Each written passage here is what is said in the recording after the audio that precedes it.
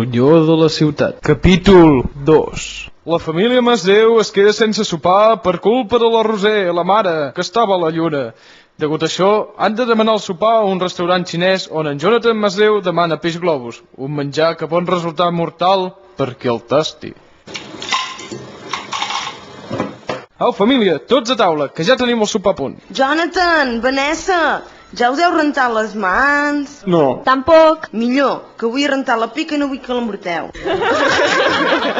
Espereu, encara no podem menjar. Abans hem de beneir la taula. Però pare, si nosaltres mai anem a missa. Si l'últim cop que vas posar els peus en una església va ser un dia que volies orinar i no sabies on amagar-te. Sí, però que consti que era una emergència. Però és igual, aquí resem. Si ho fan a la tele, nosaltres no serem menys. Va, ja ho faré jo. Senyor que estàs a les altures, et donem gràcies per aquest menjar que ingerirem i per allò... Però, Mariano, no vols dir que no és un sacrilegi això de beneir el menjar xinès? Per què ho dius, això? Perquè els xinesos són budistes. Va, deixem-nos de resar, que el sopar refreda. Buf, que era bona la vedella amb bolets xinesos. Tot i això, tenia un regust tot estrany. Clar, Mariano, que era estrany. No ho has vist, que eren gambes amb arròs. Ai, tu, com que ho tallen tot d'aquesta manera. Apa, ara que ja hem acabat de sopar me'n vaig a estudiar. Vanessa, quants cops t'he dit que no diguis mentides? D'acord, vaig a xatejar a internet. I a tu, fill, que no t'ha agradat el peix zèpelin que t'has demanat?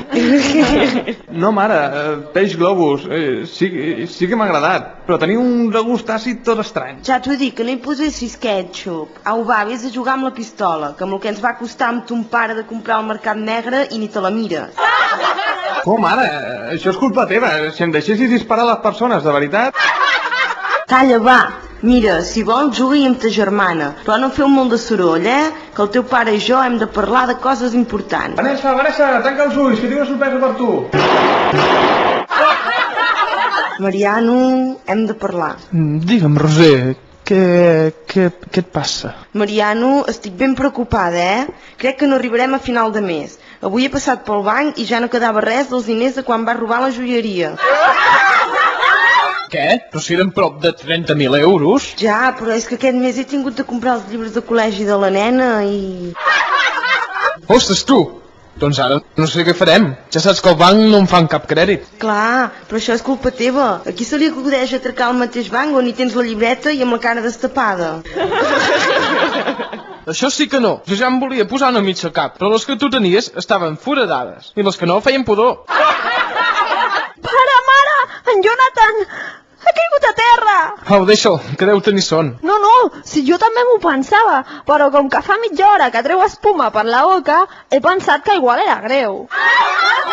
Oh, no. El peix globus.